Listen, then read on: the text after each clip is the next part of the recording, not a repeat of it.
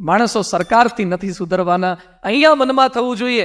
એમ કેટલાક માણસ આમાંથી માવો ખાતા હોય, ગુટકા ખાતા હોય, એટલે મનમાં વિચાર આવે, કેટલાકને અડધા કલાકે ખાવા જોઈતું હશે, એટલે મારી કથા 1.5-2 કલાક ચાલે, એટલે ઘણાને એમ થાય કે વચ્ચે એકાદ વાર ખાઈ લઈએ, પાછળ બેઠા છીએ ફાંકી માર લઈએ, ખબર નહીં પડે.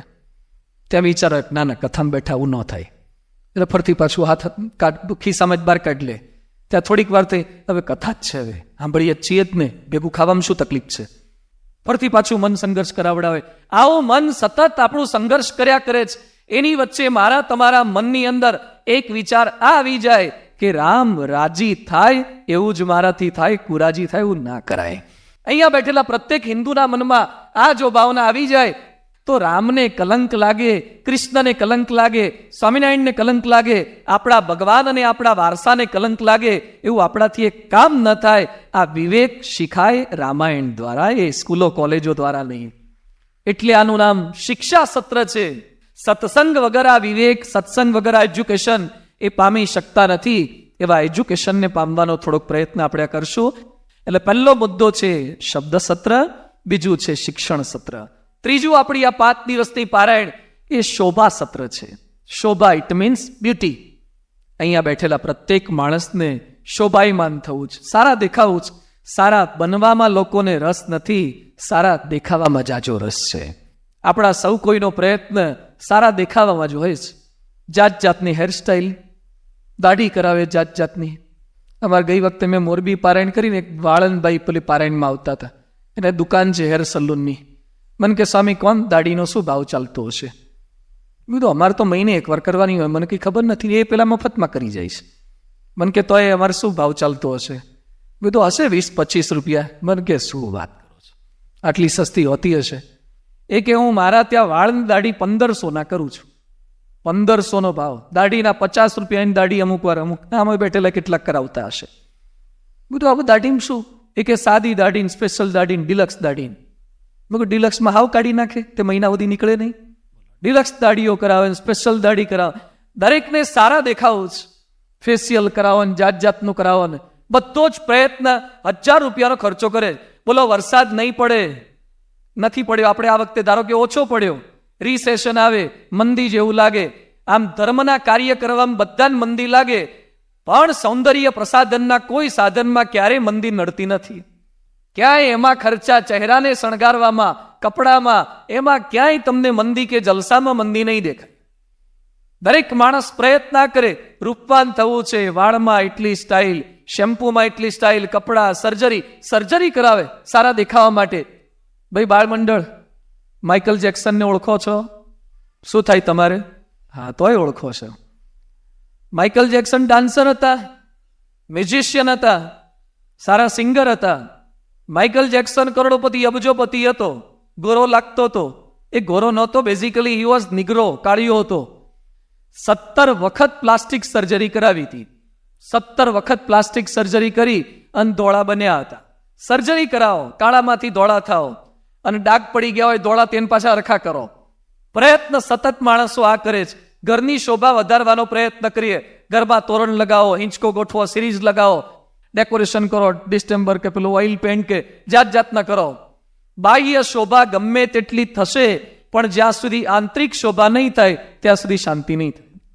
રામાયણ શીખવે છે આ આંતરિક શોભા. લોકો તમારા ચહેરાથી તમને પગે નથી લાગતા. રામાયણમાં સરસ ઉલ્લેખ આવે છે. રામ સીતા બંને બેઠા હતા, લક્ષ્મણ કઈ ફળ ફૂલ લેવા માટે ગયા હશે. રામ સીતા બંને વચ્ચે મતભેદ થયો. પતિ પત્ની હતા, મતભેદ કઈ બાબતે થયો? ત્યાં રામ એમ બોલ્યા, સીતાના ચરણ લાંબા હતા, રામના પણ ચરણ લાંબા હતા. એટલે રામ એમ બોલ્યા કે તમારા ચરણને લીધે મારા ચરણ શોભે છે. તમારા ચરણ મારી ભેગા આવ્યા એટલે મારા ચરણ શોભે છે. કારણ કે સ્ત્રી એ તો અર્ધાંગના કહેવાય, એ ન હોય તો અધૂરું લાગે. લગ્ન જીવનની અંદર, યજ્ઞની અંદર તો તમે મારી ભેગા છો, એટલે તમારા 2 ચરણ લીધે મારા 2 ચરણ શોભે છે. સીતા કે એમ નહીં, તમારા ચરણ હતા એટલે મારા ચરણની શોભા છે. બાકી એકલી બાઈને પૂછે જ કોણ? તમારા ચરણ લીધે મારા ચરણની શોભા છે. બંને વચ્ચે આવી મીઠી રકજક ચાલતી હતી. લક્ષ્મણજી આવે, એને પૂછ્યું કે બંને વચ્ચે આવું થયું, તમે જ સમાધાન આપો ને. લક્ષ્મણ કે હજુ તો 1 જ વર્ષ થયું, 13 વર્ષ કાઢવાના છે, એટલે કોઈની ફેવર ન કરાય, નહીં તો તકલીફ થાય. એટલે લક્ષ્મણ કે આ ચરણને લીધે પણ આ ચરણ નથી શોભતા, અને તમારા ચરણને લીધે પણ તમારા ચરણ નથી શોભતા. રામ કે આ તો આપણને બંનેને ઉડાડ્યા, ત્રીજો મોરચો કોની વાત કરશે? તો શેને લીધે શોભે છે? લક્ષ્મણ શું બોલ્યા કે આ ચરણ નહીં, તમારા બંનેનું આચરણ સારું છે ને એટલે પગ શોભે છે. આજે આપણે સંતોને પગે કેમ લાગીએ છીએ? આપણે મહાનુભાવોને, એવી મહાન વિભૂતિઓને પગે કેમ લાગીએ છીએ? એમના પગ સુવાળા કે ધોળા છે એટલે નહીં, એમના પગ સારા આચરણવાળા છે એટલે એમને પગે લાગીએ છીએ. આપણે વ્યક્તિને નથી પગે લાગતા, વ્યક્તિના સદ આચરણને પગે લાગીએ છીએ, સદાચારને પગે લાગીએ. શોભા છે. આ 5 દિવસ દરમિયાન હું અહીંયાથી મેકઅપ કરવાનો છું. શું કરીશ? મેકઅપ કરી આપીશ. હા, તમે કાળા હશો, થોડાક ઉજળા કરવાનો પ્રયત્ન કરશું. ફેશિયલ કરી આપીશ, સ્પેશિયલ દાઢીઓ કરી આપીશ. આ થોડોક પ્રયત્ન ડિલક્સ કરવાનો પ્રયત્ન કરશું. ફેરફાર થાય, ચેન્જ, શોભા વધી જાય, આંતરિક શોભા. અને જેની આંતરિક શોભા છે એ વ્યક્તિમાં કદાચ ચહેરા આગા પાછળ, ઘણા સેજ ગાલ પર સેજ ખીલ થાય ને એમાં તો એટલા દુઃખી થઈ જાય કે ભગવાને આરી પથારી ફેરવી નાખી. આ ખીલ કરી કરીને તો ફેસ બગાડી નાખ્યો છે. એટલા ટેન્શનમાં આવી જાય. એમાં એ સેજ કાળા બનાવ્યા તો ટેન્શન જ રહ્યા કરે કે મને જેટલો હોલસેલમાં કાઢ્યો છે ને અમુકને રિટેલમાં બનાવ્યા છે, તો આપણે તો કાળો ડબ્બો જ ખાલી કર્યો લાગે છે. અમુકને હાઈટ નો આપે, વેઇટ નો આપે, ચિંતા રહ્યા કરે આપણને. કેટલાક બિચારા ઠીંગણા હોય છે એટલે ટેન્શન રહ્યા કરે, ફૂલઅપ્સ કરીને થાકી જાય, પાઈ ફેઠો આવે પણ એ ઊંચા ન જાય, વજન ન વધે, સાવ દુબળા પટલા હોય. એની વચ્ચે આપણને ચિંતા, આપણને જો મેક્સિમમ ચિંતા રહેતી હોય ને તો આપણા ચહેરાની, આપણા શરીરની બહુ જ ચિંતા રહે છે. આપણને સૌથી વધારે આપણી જાત જ ગમે છે. એ બધાની વચ્ચે કદાચ તમારો ચહેરો સારો નહીં હોય, એને પણ લોકો પૂજે છે. હમણાં એક ઉત્સવ ગયો, ગણપતિજીનો ઉત્સવ. તમારે અહીંયા થાય છે?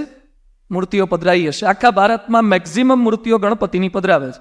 સર્જન થયું ને પાછું વિસર્જન થયું. તે ગણપતિના ફોટોગ્રાફ બધાએ જોયેલા છે. ઘણાના અહીંયા બેઠેલા તમામના ઘરમાં ગણપતિ દાદાની મૂર્તિ પણ હશે. આપણે એમને યાદ કરીએ, સ્મરણ કરીએ જ. તે ગણપતિ દાદા બહુ હેન્ડસમ લાગતા હતા. એમનો ચહેરો કેવો છે? ફેસ લુક ફર્સ્ટ ક્લાસ છે નહીં? બાળમંડળ. એમનું નાક કેવું છે? આપણે કોકનું નાક સેજ લાંબુ હોય ને તો ખીજા કરે, તો ગણપતિને કેવડું લાંબુ છે? કોકના કાન સેજ મોટા ટીકા કરે, કાન તો કેવા કાન છે, તો ગણપતિના કાન કેવા હતા? ગણપતિની આંખો કેવી, સાવ નાની, અને કેવા ફાંદાડા હતા. આખું જુઓ તમે, એમનો ચહેરો જુઓ, એમનું આખા શરીરની મુખાકૃતિ જુઓ, એકદમ ફાંદવાળા જ, કોઈ રીતે ગોઠવાય જ નહીં એવી હાઈટ વાળા બોડી વાળાનું આવું શરીર હતું. ગણપતિનું વાહન કેવું પાછું? ઉંદેડો. બોલો કેમનું સેટિંગ કરતા હશે? આવું હતું છતાં પણ એ ગણપતિની ઉંદેડા સાથે મૂર્તિઓ પધરાવીએ છીએ. ગણપતિના ચહેરાને નથી પૂજતા, એમના આચરણને પૂજીએ છીએ. આજે વર્ષો પછી પણ ગણપતિની પૂજા કેમ થાય છે? ભૂલી જજો, ચહેરાથી નહીં.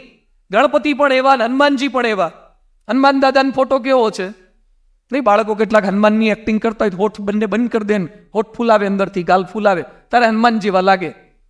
તો હનુમાનજી કે પૂંછડા વાળા હતા, એમાં હું સારું લાગે? છતાં આજે પ્રત્યેક મંદિરમાં, એ સ્વામિનારાયણનું મંદિર હોય કે રામનું મંદિર હોય કે કૃષ્ણનું મંદિર હોય, કોઈ પણ મંદિર, શરૂઆતમાં હનુમાન ને ગણપતિ બે હોય છે. એ બંને સૂચવે છે કે ચહેરા પર ના જાઓ, અંદરની શોભા પર જાઓ. અંદરની શોભા પર જાઓ તો જગત તમને બહાર રાખશે, જગત તમને પહેલા યાદ કરશે. રામાયણ આ શીખવે છે, અંદરની શોભા. આજે પરમ પૂજ્ય પ્રમુખ સ્વામી મહારાજ, સ્વામીજી ભગવા કપડાં પહેરે છે, કોઈ ફેશન નહીં. અમારા માથા પર કોઈ હેર સ્ટાઇલ નથી. હેર હોય તો સ્ટાઇલ કરીએ ને, કોઈ હેર જ નથી રહેવા દેતા. દર મહિને માંડ મોટા થાય ઉડેટ પાડવાના, કશું સ્ટાઇલ જ ના થાય. કોઈ હેર સ્ટાઇલ નહીં, કોઈ કપડાની સ્ટાઇલ નહીં, કશું જ નહીં. પ્રમુખ સ્વામી મહારાજ સાવ સીધા સાદા લાગે. 91 વર્ષની એમની ઉંમર છે, વૃદ્ધ થઈ ગયા, મોઢામાં ચોકઠા પહેરે છે, છતાં પણ દેશ વિદેશના લાખો લોકો એમની એક ઝલક પામવા માટે, એક દ્રષ્ટિ પામવા માટે કેમ આવે? એમના ફોટા લોકો ઘરમાં કેમ રાખે? પાકીટોમાં રાખે, દિવસ દરમિયાન રાખે, ઘરમાં રાખે, અરે મોટા મોટા હોર્ડિંગ છપાવે. સ્વામીજી કોઈ ફિલ્મના સ્ટાર ન હોય, સ્વામીજી કોઈ ઇન્ડસ્ટ્રીયાલિસ્ટ ન હોય, સ્વામીજી કોઈ એવા કલાકાર ન હોય, છતાં એમનો ચહેરો કેમ રાખીએ છીએ? કારણ કે એમનું આચરણ સારું છે એટલે આપણને પ્રેરણા આપે છે. સદાચાર રામાયણ શીખવે છે. આવી શોભા જો તમારી વધી જશે ને પછી બાહ્ય શોભાની કોઈ તમને ચિંતા જ નહીં રહે. હજુ જો થોડું ઘણું પણ ટેન્શન આપણને ચહેરાનું રહે છે, એ બતાવે છે કે અંદરની શોભા પ્રત્યે તમે જાગૃત નથી થયા. જે માણસ પ્યોરિટી પ્રત્યે જાગૃત થઈ જાય એને બ્યુટીની કોઈ ચિંતા નથી. આપણી કથા એ બ્યુટી પાર્લર નથી, પ્યોરિટી પાર્લર છે. 12 બ્યુટી પાર્લરો છે, અહીંયા પ્યોરિટી પાર્લર છે, પ્યોરિટી પ્રાપ્ત થાય તો ત્રીજી વસ્તુ આ છે શોભા સત્ર. અને આપણી આ 5 દિવસની પારાયણ એ છે સમાધાન સત્ર. સમાધાન પ્રાપ્ત થશે. અહીંયા બેઠેલા ઘણા બધાને પ્રશ્ન પૂછીએ, આમાંથી જેની પાસે 4 વ્હીલર ન હોય હાથ ઊંચો કરો તો. ઓહો, ઘણા બધા નથી, તો માળા કરવી પડશે મારે વધારે. પ્રાર્થના કરશું બધાને 4 વ્હીલર આવી જાય. 4 વ્હીલર ગાડી ન હોય એવાય કેટલાક છે. જેના ઘરમાં ફ્રીજ ન એવા હશે, કોક ફ્રીજ ન એવાય કેટલાક હશે. જેની પાસે મોબાઈલ ન એવા ખરા કોઈ હશે. બાળમંડળ કેટલાક લઈને બેઠા છે મમ્મી પપ્પાનો. મોબાઈલ ન એવા પણ કેટલાક છે. પણ હવે એક પૂછું છું કે આમાંથી જેને જન્મ્યા ત્યાંથી અત્યાર સુધીમાં એક પણ વખત પ્રશ્ન ન થયો હોય અને મરશો ત્યાં સુધી ન થવાનો એ આંગળી ઊંચી કરો. એક પણ વખત મૂંઝવણ નહીં, કોઈ પ્રશ્ન નહીં, શારીરિક નહીં, આર્થિક નહીં, સામાજિક નહીં, માનસિક નહીં, ધાર્મિક નહીં, સેજ પણ વખત તમે મૂંઝાયા ના હોય, કોઈ તકલીફ જેવું ના આવ્યું, હાથ ઊંચું કરો. અને ન આવશે એવી ગેરંટી હોય, હાથ ઊંચો કરો. થાય એવું છે?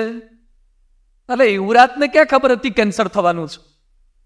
યુવરાજને કેન્સર થઈ ગયા, 6 બોલમાં 6 છક્કા મારતા હોય ને એની પણ વિકેટ પડી જાય, એને ડાઉન કરી નાખે. સામાજિક પ્રશ્નો આવે, શારીરિક પ્રશ્નો આવે, આર્થિક પ્રશ્નો આવે, તો પ્રશ્નો દરેકને છે.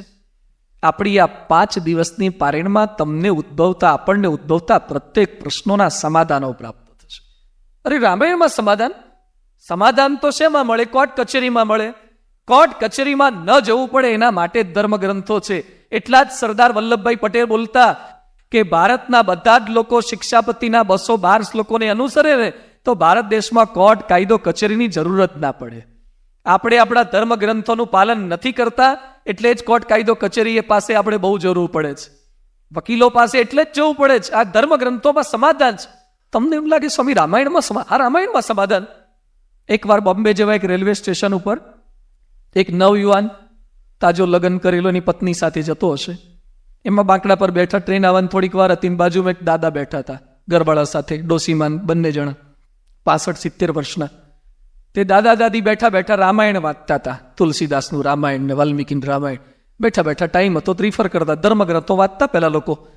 એટલે પેલો યુવાન રામાયણ જોઈ ગયો એટલે કે કાકા હવે રામાયણ થોડા વંચાય, આ ચિત્રલેખા વાંચો, અભિયાન વાંચો, મૂકી દો આ બધું, એક્સપાયર ડેટનું થઈ ગયું, જૂના જમાનાનું. કે સવારનું છાપું વાંચે જૂનું થઈ જાય. આ તો 21 લાખ વર્ષ થઈ ગયા, બાજુ મૂકી દો. કે રામાયણ શું કામ લાગે? સિલેબસ બદલાઈ ગયા, હવે સેમિસ્ટર સિસ્ટમ આવી ગઈ, બદલાઈ ગયું બધું. આ કાઢી મૂકો બાજુ પર. કાકા કે અમારા આ બરાબર છે, કે આ જ ચાલશે. ના કે રામાયણ બાજુ પર મૂકો. એ કે અમને આ જ કામ લાગશે, આ વાંચવા દે. તાર કાકીને બંને રામાયણ બરાબર છે.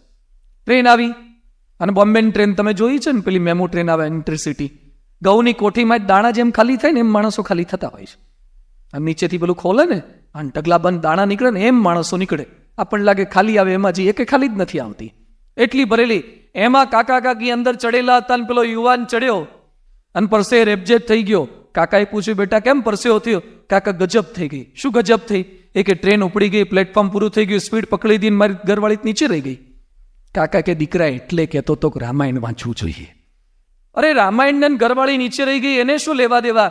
એ કે બેટા રામાયણ વાંચ્યું હોત ને, રામાયણમાં આવે છે રામ, સીતા, લક્ષ્મણ જંગલમાં જતા રસ્તામાં ગંગા નદી આવી, નાવી કે નાવમાં બેસવાનું કીધું રામને પહેલા, તો રામે પહેલા સીતાને ચડાયા ને પછી રામ ચડ્યા. જો કે તારી 65 વર્ષની કાકીને મેં પહેલા ચડાઈ દીધી છે ને, કે અને તું હારા 20 વર્ષની નીચે ભૂલીને આવ્યો, તું પેલો ચડી બેઠો. આ તમને હાસ્યાસ્પદ લાગશે, પણ રામાયણ જીવનના પ્રત્યેક પ્રશ્નોના સમાધાન આપી શકે એવા ધર્મગ્રંથ છે. જીવનમાં આવતા પ્રત્યેક પ્રશ્નોની આપણી આ વાતો છે, એ બધી જ વાતો આપણે આ ધર્મગ્રંથમાંથી સમજવાનો પ્રયત્ન કરીશું. આમ તો રામાયણ અગણિત છે, રામાયણ શતકોટી અપારા, કરોડો રામાયણ છે. એ વાતો તો તુલસીદાસજી રામાયણની અંદર લખે છે. સંસ્કૃતમાં કંઈક એવો ઉલ્લેખ છે કે અત્યારે આપણી વિશ્વની લાઇબ્રેરીમાં, ભારતની લાઇબ્રેરીમાં કંઈક 67 જેટલા રામાયણ બધા ઉપલબ્ધ થાય છે. જેટલા કંઈ હોય અલગ અલગ ભાષામાં જે કંઈ લખાયા હોય.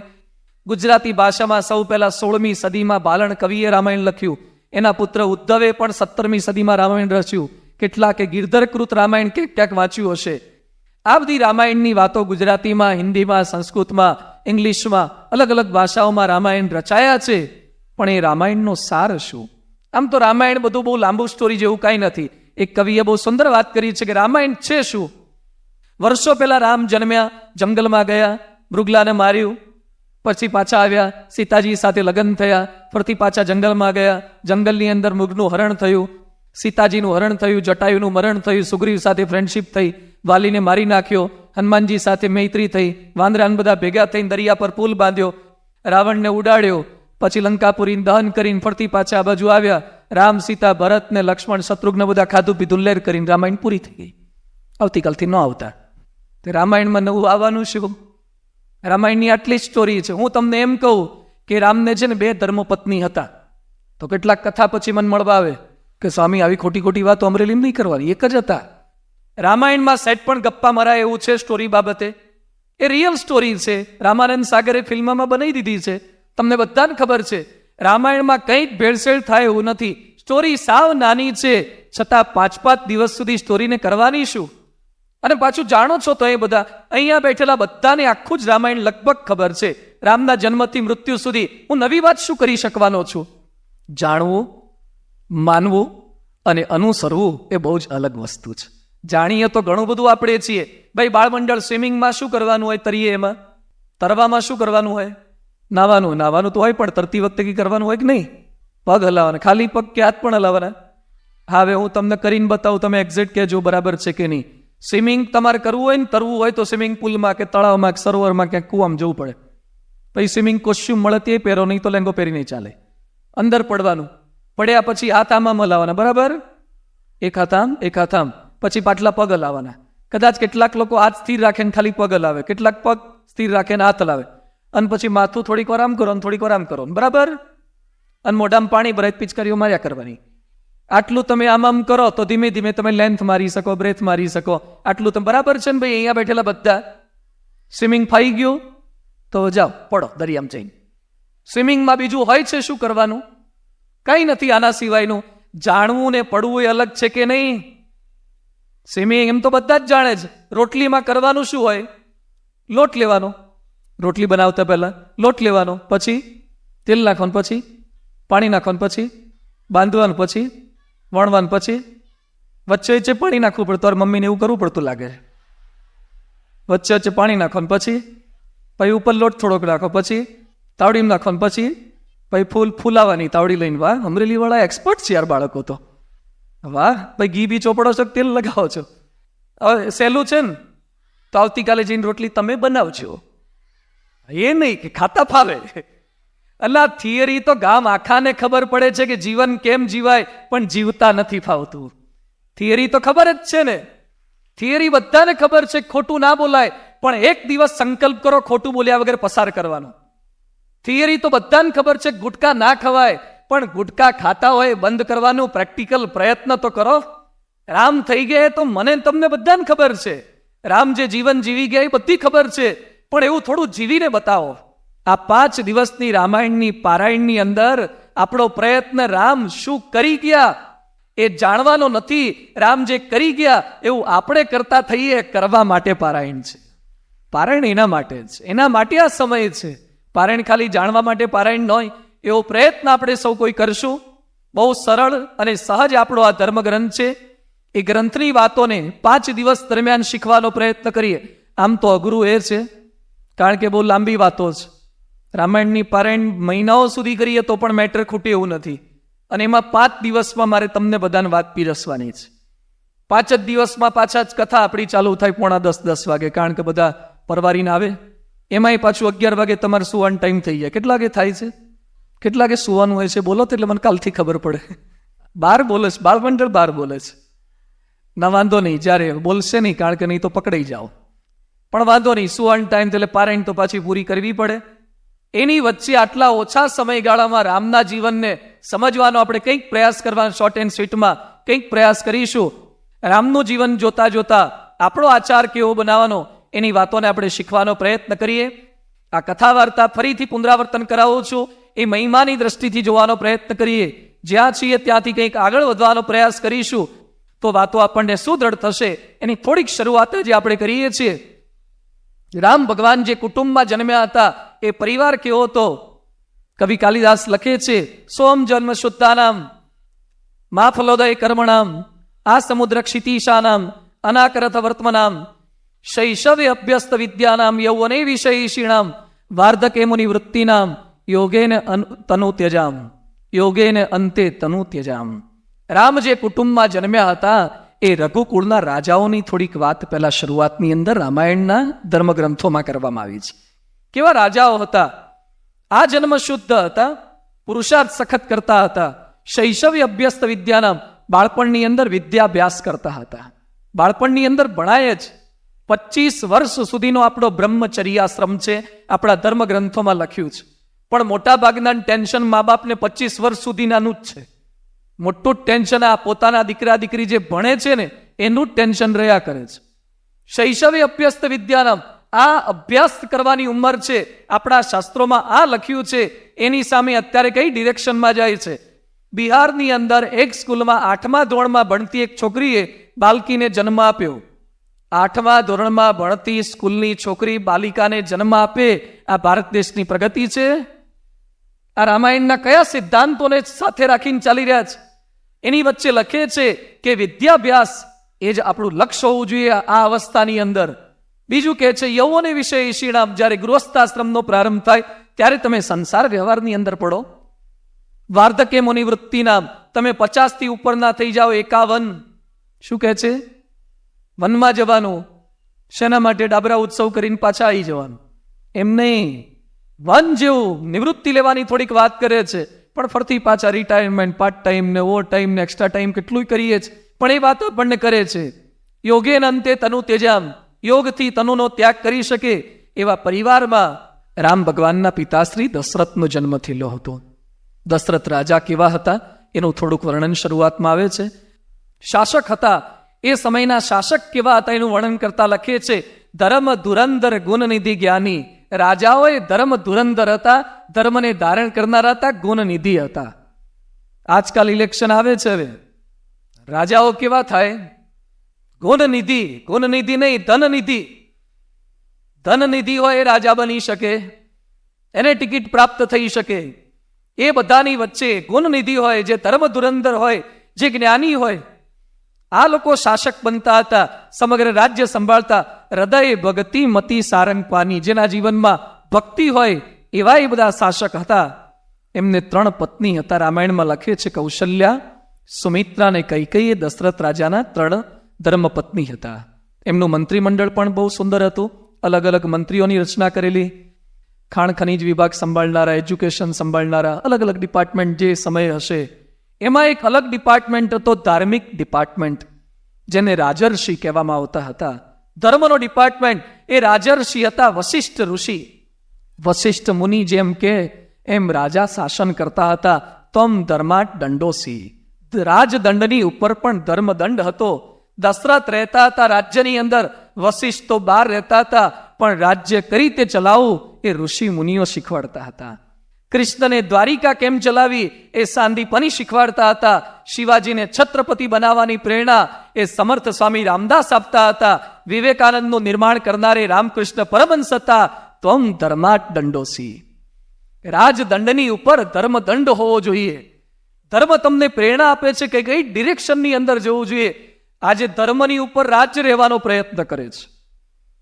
ધાર્મિક સંસ્થા ઉપર અનુશાસન, ધાર્મિક મંદિરો પણ રાજ્ય સરકાર કે કેન્દ્ર સરકાર કે એમ કરવાનું, એના ઉપર ટેક્સેશનથી માંડીને બધી જે પ્રકારની ભાવનાઓ, ધર્મસ્થાનો હડપ લેવાથી માંડીને આ બધા પ્રયત્નો જે ધર્મશાસ્ત્રોને, જે ધાર્મિક પુરુષોને આગળ રાખે છે, એ જ સુશાસનની સ્થાપના કરી શકે છે.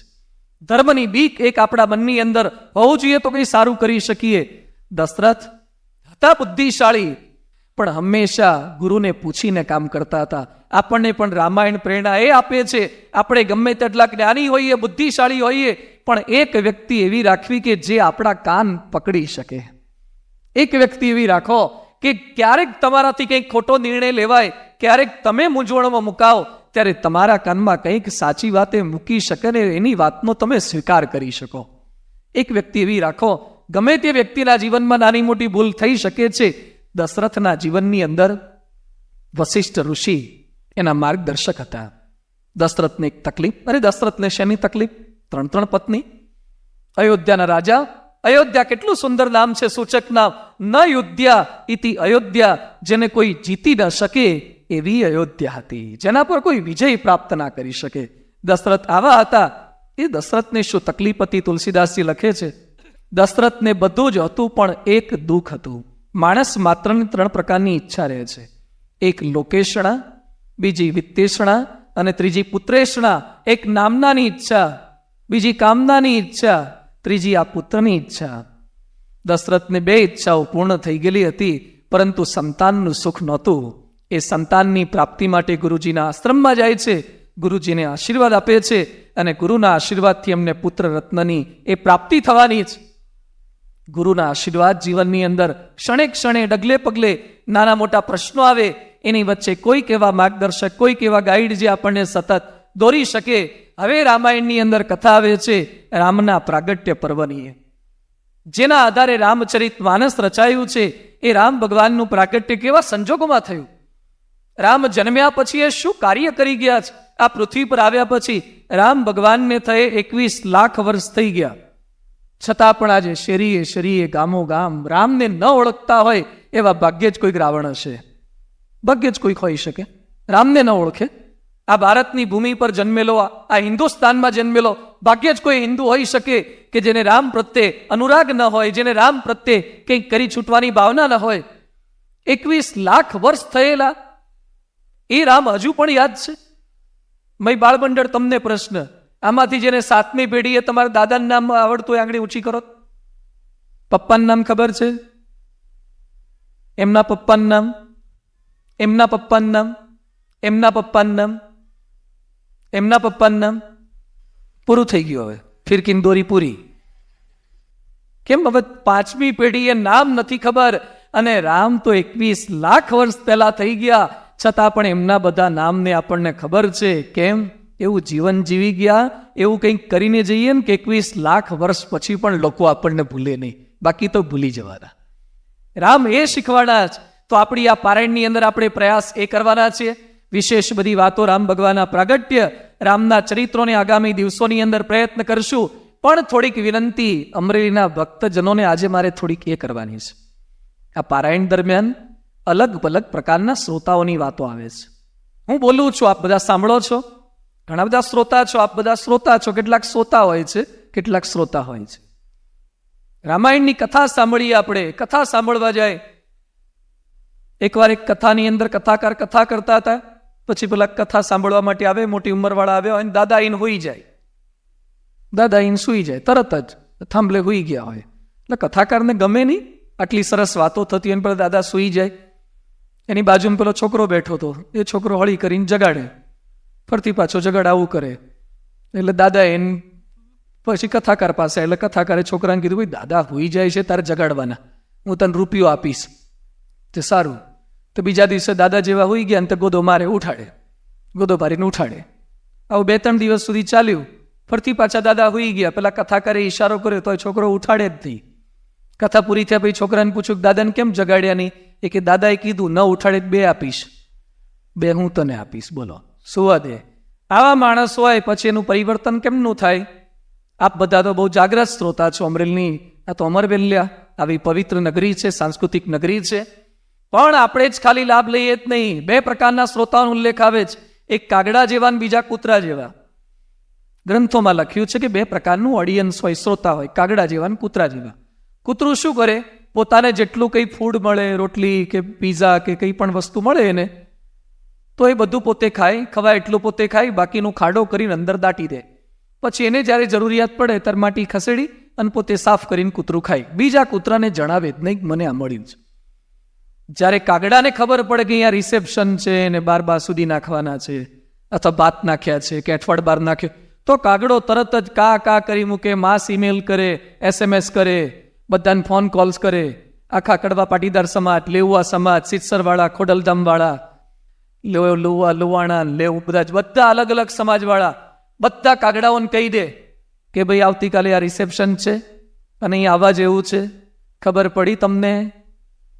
આપણે કેવા શ્રોતા થવાનું છે? આમ કાગડા જેવા ન થતા, પણ શ્રોતાની દ્રષ્ટિએ કાગડા જેવા થવાનું છે. આવતીકાલ રાત સુધી 9 વાગ્યા સુધી આપને બધાને મારી સૌની એક અપીલ છે, એક વિનંતી છે. જો ખરેખર આપણને આ વાત સમજાઈ હોય તો આપણા બીજા લોકોના સંપર્કમાં વાત રેડવી જોઈએ, બીજાને મેસેજ આપવો જોઈએ. કેટલાક માવો ખાતા હોય ને, દૂધનો નહીં, હા, પેલો આવે છે ને 20નો ને 35નો, એ કેટલાક માવો ખાય ને, ઘસે અને ખાધા પછી પોતે જ ખાય ને, પછી બાજુવાળો ન ખાતો હોય ને એને આપે. એ કે ખાઓ ને, એ કે ના ના હું તમાકુ નથી ખાતો. ના ના કે ખાઓ ને, એ કે પણ કીધું ને હું તમાકુ વાળું નથી ખાતો. તો અમુક લોકો હોપારી કાઢે, પેન્ટે પાછળ ઘસે, તમાકુ વગરનો કરે ને પછી કે લે હવે લૂછી કાઢ્યું. હવે કેટલા પરોપકારી આપણા માણસો હોય છે. પોતે બીડી પીતા હોય ને તો પોતાની પીડીથી બીજાની બીડી હળગાઈ આલે, એટલી મદદની ભાવના આપણા ભારતમાં છે. લોકોની બીડીઓ તમારી બીડીથી હળગાવો છો તો જે કથાનો લાભ તમને મળ્યો છે કોકને વાત તો કરો, થોડોક તો મેસેજ આપો. તમને બધાને થોડોક સંદેશો આ છે. આવતીકાલ સાંજ સુધીમાં બધાને કપિલ મારી આ છે વ્યાસપીઠ ઉપરથી 1 more જેટલા આવ્યા છો એ બધા એક એકને અધિક લઈ આવો. એક વ્યક્તિની વાત કરો. આવડા મોટા અમરેલીમાં તમારું માને એવા એક જ જણ તો હોય કે નહીં? ના હોય. એક ન માને તમારું તો જીવતર પાણી મૂક્યું. આટલા 40-50 વર્ષ અમરેલીમાં નાના મોટા થયા, આટલા મોટા ધંધા કારોબાર કર્યા, અને આપણા માટે કોઈક 2 કલાક આપણું કયું ન કરે તો શું કરવાનું? તો થોડોક સંકલ્પ કરો, થોડોક પ્રયત્ન કરો. આવડું મોટું મેદાન અમારે સાધુ ચરિત સ્વામી, વેચમણ સ્વામી, કાર્યકર્તાઓ, ગાંધી સાહેબ ને બધા આ દાખલો કરે કોના માટે? આટલું મેદાન છે, આવતીકાલે આ જગ્યા ખાલી ન રહેવી જોઈએ. શું કરવાનું? ખાલી જગ્યા ભરો. શું કરવાનું? પોળા બેહો તો ભરાય, અથવા ખુરશીઓ પાથરો. એમ કંઈ નથી કરવાનું. બધા એક એકને પકડીને લાવો. અને આવતીકાલે સ્કીમ ખોલવી છે. જે એકને લઈ આવે ને એને વ્યક્તિ દીઠ 1000 રૂપિયા આપવા છે. લગાવો તાલિયા. ખબર જ છે કે આ સ્વામિનારાયણ ન આપે, કે 1000 આપે કે લેશે આ લોકો તો છૂટ્યા પછી. ભલે જો ખરેખર 1000 આપે ને તો અમુક તો એને ઘરે દાદીમાં હોતા હોય ને તો આટલા હોતા લઈ આવે. એ કે માજી બેહી રહ્યો જો છાના મને 1000 મળશે, અઠવાડિયાનું દૂધ થઈ જશે. બોલો 1000 નો લાભ દેખાય તો કેવું આકર્ષણ જાગે. અરે 1000 નહીં, આ 5 દિવસની પારાયણમાં તમારા લાખો રૂપિયા જે વ્યસનમાં જવાના હશે, જે છૂટાછેડા થવાના હશે લાખોના, એ થતા અટકી જાય એવી આ પારાયણ થશે. એ લાભ થાય, એ સંકલ્પા થાય તો લાખ નહીં કરોડનો લાભ થાય એવી આ પારાયણ છે. અહીંયા બેઠેલા સૌ કોઈને મારી અપીલ છે, આજે પ્રથમ દિવસ છે આપણો, થોડી આ પારાયણની અહીંયા વિરામ આપીએ છીએ, પણ આવતીકાલે 9 વાગે બરાબર આપણે સૌ કોઈ આવી જઈએ. સમયસર આપણે કથા વાર્તાનો પ્રારંભ કરી શકીએ. ખૂબ મોટી સંખ્યામાં અમરેલીના તમામ નગરજનોને આપણે સૌ કોઈ લાભ અપાવી શકીએ. આવતીકાલની પારાયણમાં રામ ભગવાનનું પ્રાગટ્ય પર્વ, પ્રાગટ્ય પછી આપણા બાળકોને એજ્યુકેશન કેવું આપવું જોઈએ એની વાતો હું કરવાનો છું આવતીકાલે. આજે કેટલાક મા બાપ કહે છે ને કે છોકરો કયામાં નથી રહેતો. પ્રશ્ન છે, અરે જન્મ તમે આપ્યો, એને ઢીંગલા ઢીંગલી તમે લાવી આપ્યા, જોન્સન એન્ડ જોન્સનના ડબલા તમે લાવી આપ્યા, એના નામ પાછળ નામ તમારું લખાય, અને હવે તમે ફરિયાદ એમ કરો છો કે છોકરા કયામાં નથી, મોટા થઈને રાખતા કેમ નથી? આજે દીકરા દીકરીઓની જે ફરિયાદ થાય છે એની પાછળનું કારણ શું છે? ક્યાંક ખોટ મા બાપને કંઈક આપવામાં રહી જાય છે. તમે એને બધું આપ્યું, તમે એને બોર્નવિટા પીવડાયા, બુશ પીવડાયા, ન્યુટ્રામિલ પીવડાયા, એને સારી સ્કૂલ કોલેજમાં એડમિશન અપાયા, એને સ્કૂટી કે એક્ટિવા લાવી આપ્યા, બાઇક લાવી આપ્યા, પણ કંઈક લાવી આપવાનું રહી ગયું. આવતીકાલે આપણી નેક્સ્ટ જનરેશન એને રામ જેવી, એને ભરત જેવી, લક્ષ્મણ જેવી, શત્રુઘ્ન જેવી કરી રીતે બનાવી શકીએ. એની વાતો હિન્દુસ્તાનમાં રામ કરી રીતે તૈયાર કરી શકીએ એની વાતો હું કરવાનો છું. એટલે સગાવાલા બધાને એને કહેજો કે તારા દીકરાને રામ બનાવવા હોય તો પારાયણમાં આવજે, રાવણ કરવા હોય તો ઘરે રહેજો તો વાંધો નહીં. એટલે ખાસ આપણે સૌ કોઈ રામના સર્જન કરી રીતે કરી શકીએ એની વાતોને આવતીકાલે શ્રવણ કરી શકીએ. ત્યાં સુધી સૌને હાર્દિક જય સ્વામિનારાયણ. શ્રી સ્વામિનારાયણ ભગવાનની જય.